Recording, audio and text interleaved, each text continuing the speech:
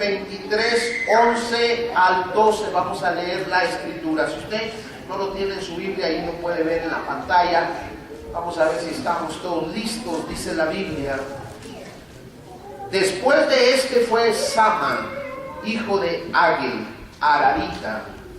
Los filisteos se habían reunido en Leí, donde había un pequeño terreno lleno de lentejas, y el pueblo había huido delante de los filisteos.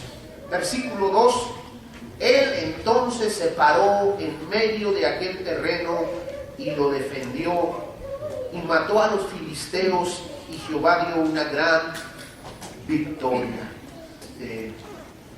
Pues Dios está aquí, hemos estado gozándonos en la presencia del Señor. Y esta es la historia de los valientes de David. En la palabra del Señor, en Crónicas y en Samuel, se enumeran los valientes de David. En la palabra de Dios hay varios hombres que se destacan por encima de los demás por su valentía. Y hay tres que son los más importantes. Dentro de esos tres hay uno que se llama Sama, es el tercero. Y la Biblia habla de Sama. No habla la Escritura mucho de este personaje. Es poco lo que encontramos en la Biblia de Sama. Pero en la Biblia encontramos este pasaje de Sama, donde dice, y note usted lo que dice: después de este fue Sama, hijo de Agee, ararita. Y nos relata algo de él. ¿Qué fue lo que pasó? Los filisteos se habían reunido en Leí, donde había un pequeño terreno lleno de lentejas, y el pueblo había huido delante de los filisteos. Pero Sama, él entonces se paró en medio de aquel terreno y lo defendió y mató a los filisteos, y Jehová dio una gran victoria. Y Jehová dio una gran victoria. Entonces, hermanos, es interesante notar que el pueblo se encontraba ante un peligro constante en aquellos tiempos. Y era el que venían ejércitos extranjeros y robaban las cosechas.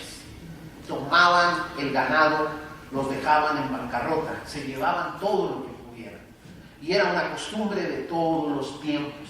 La Biblia relata una historia de Gedeón, cuando Gedeón está en el lagar, dice la Escritura, antes de que Dios lo llamara, y Gedeón estaba levantando la cosecha, dice la Biblia, para esconderla antes que vinieran los madianitas. Entonces, hermanos, encontramos que era muy común el que vinieran y robaran. Y en esta ocasión sucede lo de lo que era común, que estaba un campo de lentejas. Yo la otra vez prediqué acerca de el hombre que vendió su primogenitura por un plato de lentejas. Y yo les decía que yo no le encontraba chiste a que Saúl hubiera vendido su primogenitura por un plato de lentejas. Y ahora me llama la atención que hay un hombre que se llama Sama y que va a defender un campo de lentejas. Pareciera ser que las lentejas para los judíos eran algo más de lo que para nosotros hoy en día es. Yo creo que rara vez comemos un plato de lentejas, pero parece que para los judíos era algo muy importante. Y en esta ocasión dice que vienen los filisteos a robar lo que había en ese campo, pero la Biblia destaca un personaje que se levante, que hace algo diferente. Mientras toda la gente corre y huye y abandona el campo, hay un hombre que viene y la Biblia dice que se para en medio del campo.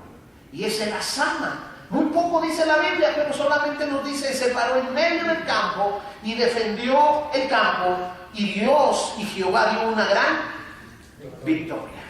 Es decir, encontramos un hombre, como tengo en el tema que quiero compartir, un hombre que no abandonó el campo de lentejas. Un hombre que no abandonó la cosecha, un hombre que no estuvo dispuesto a dar la vuelta e irse.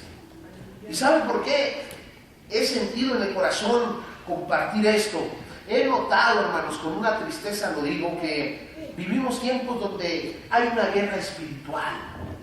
Hay una guerra espiritual muy fuerte que nosotros estamos enfrentando, donde los valores, donde los principios bíblicos están cambiando, donde las formas de vida se están transformando y nos estamos volviendo, dijo un hombre, que los cristianos ahora somos muy diríamos materialistas. Los cristianos hoy en día somos tenemos una idea secular en la formación de nuestras vidas.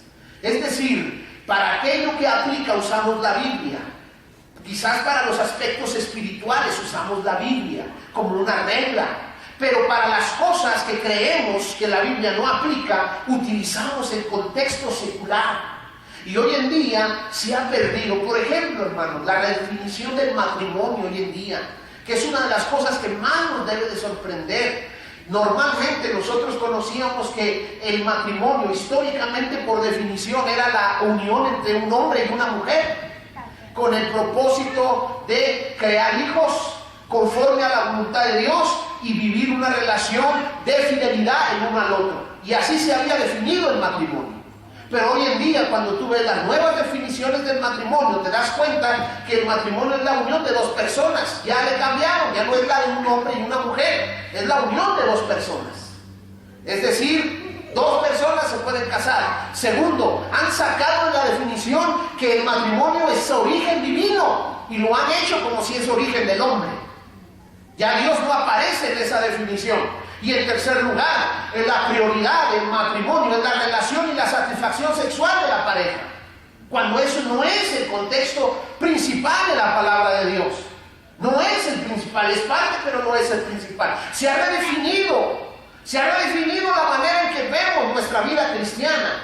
Hoy en día nosotros como cristianos vivimos en nuestros hogares con valores seculares dentro de nuestra casa, con principios seculares dentro de nuestro hogar. Y yo a veces he pensado que el diablo ha venido a nuestro campo y está empezando a robar y está empezando a tomar lo que a través de la historia los cristianos hemos sostenido a través de muchos años, que muchos cristianos han vivido y han muerto con sus ideas y con sus principios, pero hoy en día parece que el enemigo ha venido y nos empieza a ahuyentar, y los cristianos estamos abandonando el matrimonio de acuerdo a la voluntad de Dios. Los jóvenes estamos abandonando los principios de santidad de acuerdo a la palabra de Dios. Los cristianos estamos huyendo en lugar de pararnos en nuestro campo y decirle al enemigo: tengo bien definidos mis principios, yo soy un hijo de Dios y yo marcaré la diferencia porque yo no me voy, yo no abandono los principios que Dios ha dado en mi vida. Yo creo que es tiempo, desde el siglo XVIII, cuando surgió la Ilustración. La Ilustración fue un pensamiento filosófico que trató de decir que todo podía probarse por medio de la razón, y de esta manera no necesitábamos en la escena a Dios. Desde los grandes pensadores del siglo XVIII, con grandes adelantos y avances, fue un parteaguas, porque entonces se hizo una separación de lo espiritual y lo secular. Antes lo espiritual era muy importante en la vida de las personas, pero una vez que llegó la Ilustración con pensamientos filosóficos, entonces, hermanos, empezó una batalla campal entre los principios bíblicos versus principios seculares, los principios de la palabra de Dios versus los principios morales de las culturas. Y se ha ido batallando y se ha ido luchando y se ha ido enfrentando una serie de situaciones, hermanos, donde hoy nos encontramos lidiando con un mundo secular y los principios de la palabra de Dios han quedado atrás, porque los principios de Dios son de sacrificio, son de santidad, son de entrega, son principios que cuestan mantenerlos, pero que sus resultados son de bendición para nosotros. Aleluya. El diablo ha venido a nuestro campo y nosotros somos permisivos a lo que estamos viendo. Las cosas están sucediendo aún dentro de nosotros y el llamado de Dios es este: tenemos que defender lo que Dios nos ha dado. Primero, yo admiro a Sama porque Sama no abandonó su campo porque no era un cobarde. Yo no abandono porque lo que tengo me ha costado mucho. Imagínense esto, hermanos. ¿Qué es más difícil? Los que son de campo, los que han estado en el campo. ¿Qué es más difícil, sembrar o cultivar la tierra? La tierra, la semilla se echa y se sembró. Tú la puedes sembrar en un día. Pero el verdadero trabajo es cultivar la tierra, es cuidar esa semilla que echaste. ¿Cuántos barbechos, cuántas escardillas, cuántas fertilizantes, cuánto lo tienes que hacer para que la mata crezca? ¿Cuántas horas tienes que deshiervar, quitar la hierba? ¿Cuánto tiempo significa El trabajo de cultivar la tierra, de cultivar y trabajar la cosecha. ¿Cuánto tiempo?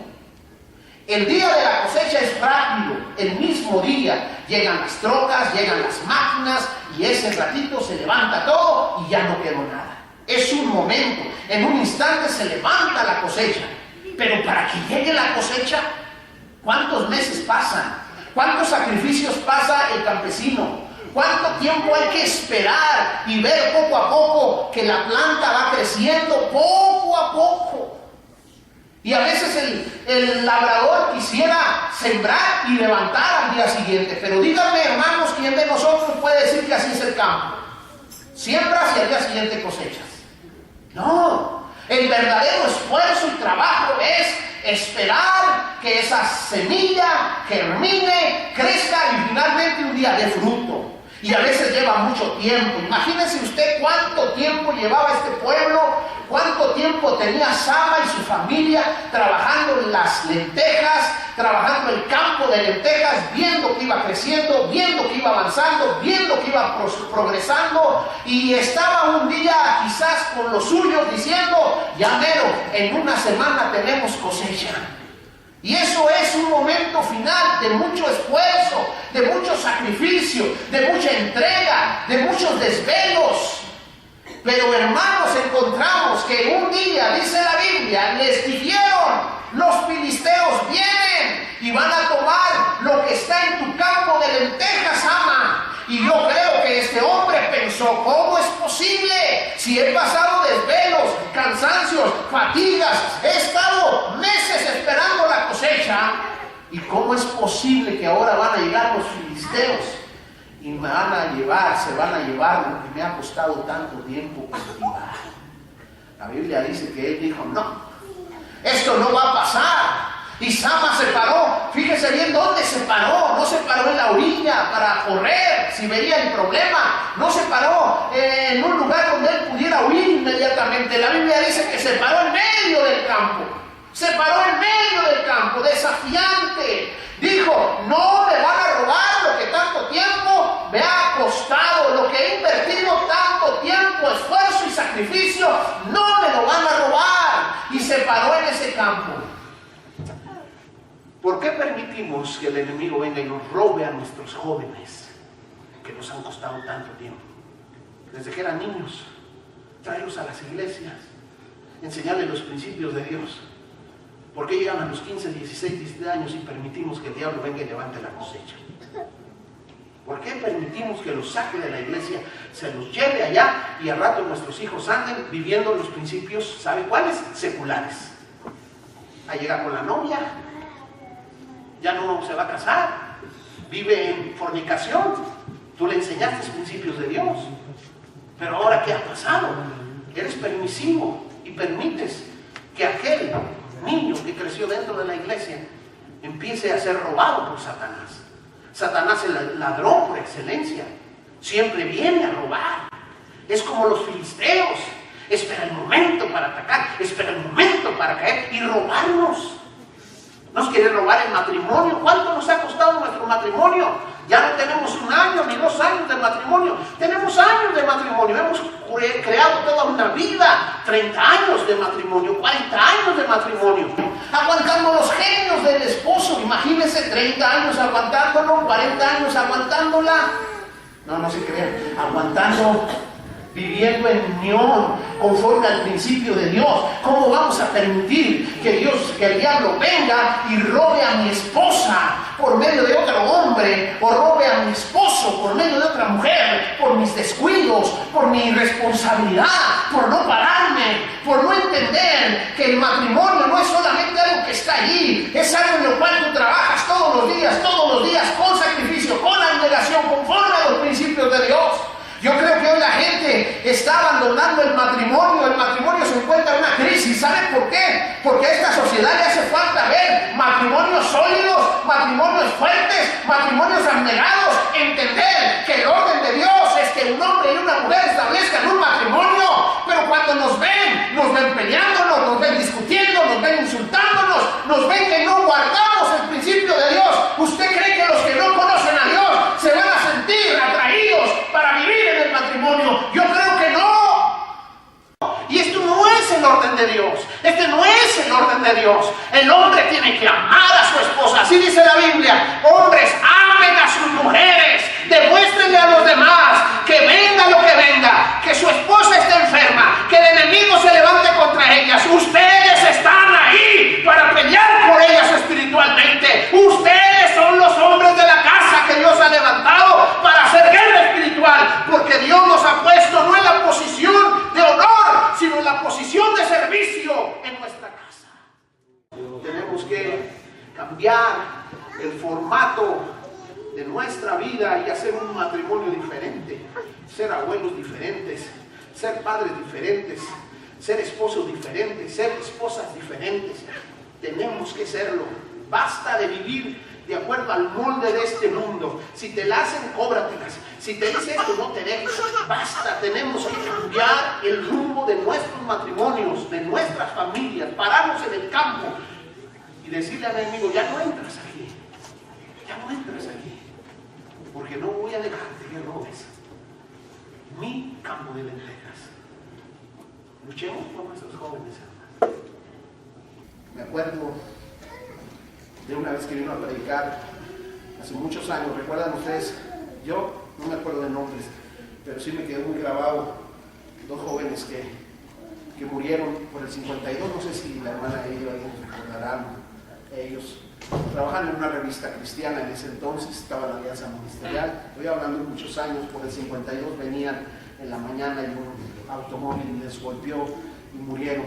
Estalló el vehículo, no quedó nada, y la madre vino a predicar a nuestra iglesia. Y a mí algo que se me quedó en el corazón cuando ella estaba predicando, dice que unos meses antes su hija estaba empezándose a enfriar y a perder su relación con Dios. Y es más, una vez dice en la predicación, recuerdo que dijo que se le fue a un baile o a algún lugar así, se fue con los amigos, y ella estaba orando por su hija.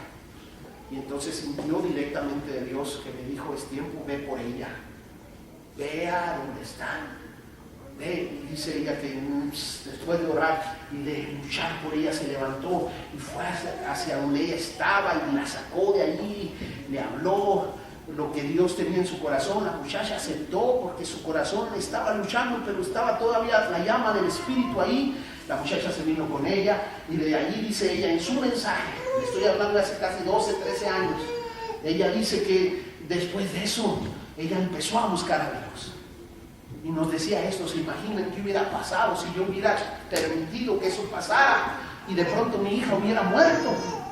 Qué tristeza se hubiera quedado en mi corazón.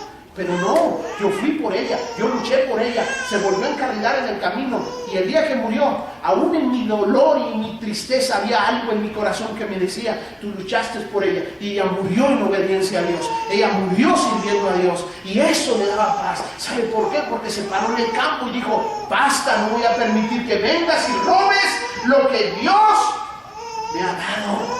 ¿Pero qué vamos a hacer cuando vemos que nos está ganando? Y es increíble la actitud y la pasividad que mostramos. ¿Cuánto oras por tu hijo cuando ves que está batallando por venir a la iglesia? ¿Cuánto oras por él? ¿Sabes con quién están tus hijos hoy? ¿Quiénes son sus amigos? ¿Sabes qué piensa tu hijo de la homosexualidad? ¿Sabes qué piensa tu hija del aborto? ¿Sabes qué piensan? ¿Qué estás haciendo? O solo vienes a la iglesia, lo traes y lo sientas aquí y dices, ya lo llevé pastor, háblenle allá arriba la palabra de Dios y con eso basta. No. Párate en el campo de tu casa y dile al enemigo, aquí no entras. Ten autoridad de Dios. Mira la televisión y fíjate lo que se está viendo en la televisión, por favor. Si es algo que ofende a Dios, que no es correcto, pues apágalo, quítalo. ¿Sabe por qué Sama no abandonó su camino? Yo no abandono porque no soy un cobarde. Yo no soy un cobarde. Yo creo que desde niños nos enseñaron a no ser un cobarde. ¿Cuántas veces se peleó? ¿Se acuerda usted? ¿Sí o no? No, que no lo voltearan a ver mal, porque, ¿verdad? Yo me peleé 3 veces, las 3 veces me dieron, hermano, nunca muy bueno. De 3-3, nomás que en lugar de 3-0 eran 0-3. Y por eso le pagué. pero todos nos peleamos, ¿verdad? Nos defendemos. Cuando éramos niños, como que existía eso, pelearnos, defendernos. Somos hombres, nos enseñaron, los hombres no lloran, usted es valiente, usted es macho, pero nos enseñaron de alguna manera a ser valientes, a no ser cobardes, a no ser cobardes. La Biblia dice que el reino de los cielos sufre violencia y los violentos, la antigua versión dice, esta cita que tengo aquí dice, desde los días de Juan el Bautista hasta ahora el reino de los cielos se hace fuerza y los valientes lo arrebatan. Se requiere ser valiente para no huir. Todos están corriendo, hermanos, todos están corriendo. ¿Saben por qué es difícil a veces no huir? Porque si tú haces los principios de Dios, ¿sabes cómo te llaman? Te llaman delicado, te llaman fariseo, te llaman ignorante, te llaman, no sé, como quieras. Ay, hermano, ¿por qué no deja a su hijo ver esto? ¿Verdad? Yo soy cristiano y yo sí lo permito. Pues aunque usted lo permita, usted está permitiendo algo que no agrada a Dios. Ay, ¿por qué esos juegos de Nintendo no le compra de estos otros? ¿Por qué no le compra de bombas, de golpes? ¿Por qué no le compra? Es un juego, ni modo que vaya a salir ahí con una arma y vaya a hacer algo. ¿Por qué no? Porque no es el principio de Dios. Dígame si ese es el principio de Dios. Ay, ¿por qué no van y renta esa película R? Pues si no se ve nada, nomás un poquito de besos y abrazos. ¿Qué tanto es eso?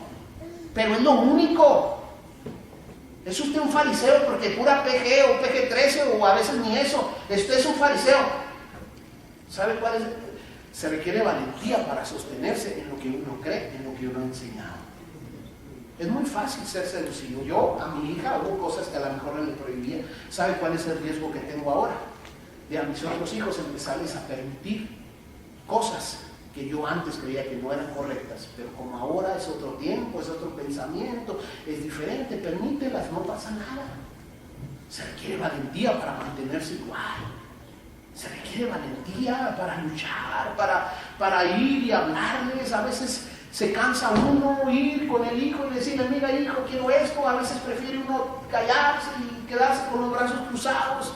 Pero no somos cobardes, y mucho menos si es nuestro campo de lentejas. ¿Cómo vamos a dejar que vengan los filisteos, que venga Satanás con sus mentiras y nos robe? Tenemos que ser el primer punto que el enemigo se enfrente cuando quiera meter sus cosas a nuestra casa. ¿Sabe quién debe de ser? Debe ser el hombre de la casa. El hombre de la casa. ¿Quién es el que sale cuando se quiere meter en la noche? A ver, ¿quién? No voy a decir, mi esposa. Mi esposa.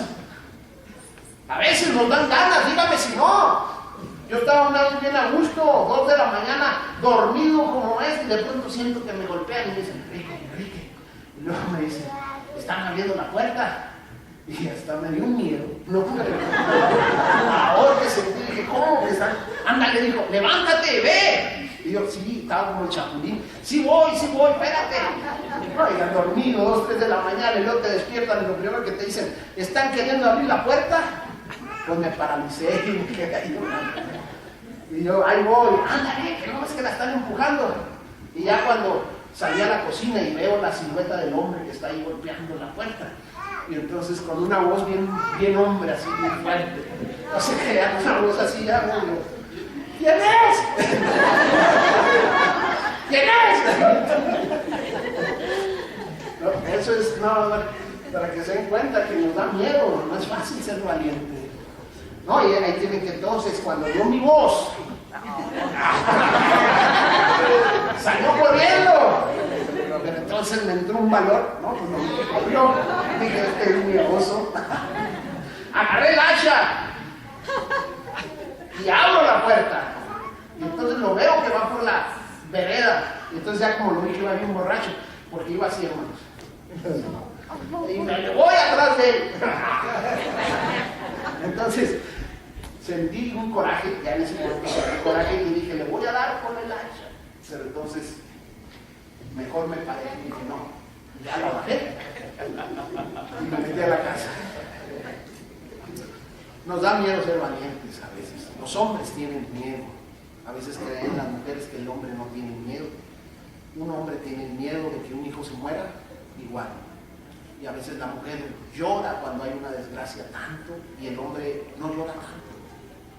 Y pareciera que la mujer a veces nos dice, no sé si le han dicho a usted, pues que no tiene sentimientos. Los tiene uno igualitos y uno sufre igual, pero lo manifiesta tan diferente. El hombre tiene miedo, tenemos miedo. Lo más común es hacer lo que toda la gente hizo. Todos se fueron y dejaron el campo solo. Yo estoy seguro, yo quisiera decirles, yo estoy pensando en Sama, que estaba ahí parado, no tenía miedo y dijo, ahora sí, vénganse filisteos, los que quieran. Pero yo creo que cualquier ser humano ante un reto tiene miedo.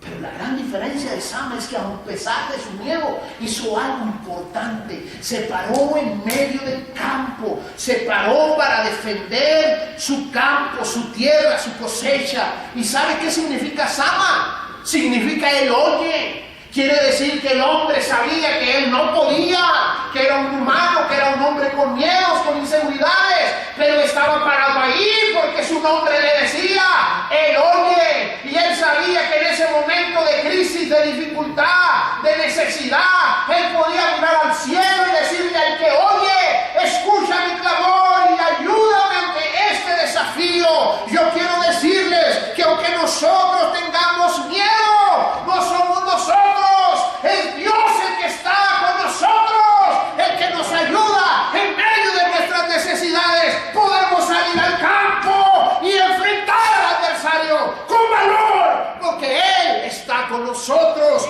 Bendito sea el nombre de Dios. Así que, amado hermano, padre de familia, qué bueno que llevas a tus hijos a pasear, qué bueno que llevas a tus hijos a camping, qué bueno que les das para los tenis, qué bueno que les traes para la comida, qué bueno que les das una habitación donde se acuesten, pero por favor, enséñale los valores eternos de la palabra de Dios, enséñale los principios eternos de la palabra de Dios. Tú eres el que lo tiene que hacer, tú eres el que lo tiene que hacer. Hace mucho tiempo yo un día me acerqué a un joven, había pasado por una situación complicada en su hogar, y un día yo estuve con él en un lugar, nos vimos para comer, estábamos comiendo, platicando, y en esa plática simplemente dice la pregunta, ¿y cómo te sientes después de lo que pasó? Él dijo, yo por el lado de mi padre no me siento mal, para nada. Dijo, ¿por qué? Yo pensé que iba a llorar, que iba a tener una lágrima. No, dijo, para nada. Nunca lo veía. 6 de la mañana se iba, 7, 8 de la noche llegaba. Nunca lo veía. Lunes, martes, miércoles, jueves, nunca lo vi. Rara vez platicábamos. Nos sentábamos en la mesa, unos 15 minutos, 10 minutos. ¿Cómo te fue? Bien, ok, ya. Se iba a su cuarto, se alejaba, yo al mío. Era una indiferencia, me sorprendió la indiferencia, yo no podía creer esto. Yo empezaba, iba a ver un joven que iba a llorar, que pues mi padre es el que está conmigo y ahora que no, qué soledad, qué vacío, me voy a quedar. Pero dijo, no lo necesito, nunca ha estado conmigo, he crecido solo. Cuando he tenido dudas, las he preguntado a mi mamá, las mamás contestan todo. Yo me quedaba increíblemente sorprendido. Y el papá, por el favor. A mí me da gusto ver aquí padres muy responsables con sus hijos. Pero no sé si usted sabe, hay padres, una vez vi, la madre se iba, dejaba a los niños lloraban como locos. Lloraban, espantados. Y yo dentro de mí decía, ¿qué está pasando aquí? Se va la mamá, pero los niños se quedan con el papá. Y lloraban. ¿Qué nos dice todo eso? Yo no sé si te das cuenta de lo que estoy hablando, pero hay que ser hombre y valiente ahora para pararse y empezar a trabajar por nuestra casa. Somos nosotros los principales. No hay que huirle. Le hemos huido, hermano. Le hemos huido por el trabajo, le hemos huido porque no queremos hablar, le hemos huido porque es cansado hacerlo. Pero ya, hay que ser valientes, hay que levantarnos, hay que hacer lo que Dios espera de nosotros. Termino. Para no tomar tanto tiempo, yo no abandono a Dios, porque porque Dios me ha puesto para ser vallado. Yo quiero terminar con las palabras de Ezequiel, capítulo 22, versículo 30. Y busqué entre ellos quien hiciese vallado y que se pusiese en la brecha delante de mí a favor de la tierra, para que no la destruyese, y no lo hallé. Las tierras, haga de cuenta que esta era una pared, hermanos, la pared. Y normalmente, usted sabe, las murallas eran una protección para todas las ciudades en aquel entonces. Pero con el paso de los años, en la pared se hacía un agujero, una grieta, un agujero. Entonces, si una muralla tenía un agujero, era un punto de debilidad, porque por ahí se podían meter los enemigos. Aunque usted cerrara las puertas, había un lugar donde podían entrar. Y Ezequiel habla de hacer vallado. ¿Sabe a qué se refiere? Que siempre en cada lugar de una muralla donde se hacía una grieta y se empezaba a hacer una abertura, lo que hacían, ponían un hombre para que hiciese vallado. Alguien se ponía ahí con su espada, con su lanza, ahí estaba, siempre, para que si alguien trataba de entrar por ahí, inmediatamente lo mataba y no permitía que nadie entrara por ahí. Su deber era cuidar la grieta, hacer vallado. Ezequiel habla, y busqué quien hiciese vallado, pero no lo hallé, no hubo quien hiciese vallado. Hay pequeñas grietas que a veces pasan en las puertas de nuestra casa, en nuestro hogar, en nuestro matrimonio, en nuestra familia, pero no hacemos vallado. Pero a veces descuidamos nuestro matrimonio. ¿Cómo quiero yo instarle a usted? Esfuércese por su matrimonio. No quiero ver más estadísticas de más del 50% de divorcios. ¿Se da cuenta usted? En Estados Unidos más del 50% de las parejas se divorcian. Y hay que ponerle un alto. Pero este alto no es solamente porque yo lo diga o porque usted lo diga. El alto es una acción, un cambio. Porque de nada vale decir, ay, qué feas las estadísticas, ¿verdad? No nos vaya a pasar a nosotros. No, de nada sirve si no trabajamos en el principio de Dios, si como hombres no nos esforzamos, si como mujeres no se esfuerzan, si no hacemos lo que Dios quiere. Tenemos que luchar, que hacer vallado, que estar ahí en la grieta y en oración, decirle a Dios, guarda a mis hijos, que si alguien les llega con un cigarro, con un poquito de cocaína, de heroína, por favor Dios, guárdalo, cúbrelo esta mañana en el colegio, en la prepa, en la escuela, cúbrelo. Necesitamos hombres que hagan todas las mañanas la oración por sus hijos y oren a Dios de rodillas por sus hijos, por el grande, por el chico, por el que está casado, por el nieto. Necesitamos hombres que hagan vallado cada mañana y cubran esas grietas de los hogares y digan, Señor, yo estoy haciendo vallado a favor de mi casa, a favor de mi descendencia, a favor de los míos. Qué difícil, ¿no, hermanos?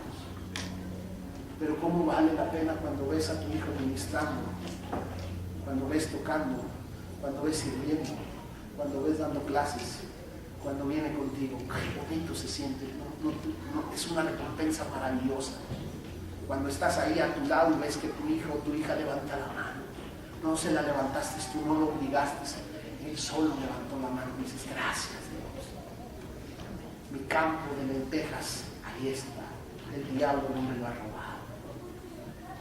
Luchemos con todas nuestras fuerzas. Sama, se conoce poco la Biblia, pero algo tuvo Sama. Luchó por su campo. No queremos ir a los hospitales, ver a nuestros hijos enfermos. No queremos ir a los centros de rehabilitación. No queremos ir a las cárceles a tener que irlos a visitar. No queremos ir a ese tipo de lugares. Hoy tenemos que luchar para que eso no suceda. ¿Por qué no te pones sobre tus pies? Hermanos varones, yo no soy machista. Yo creo que la mujer juega un papel muy importante.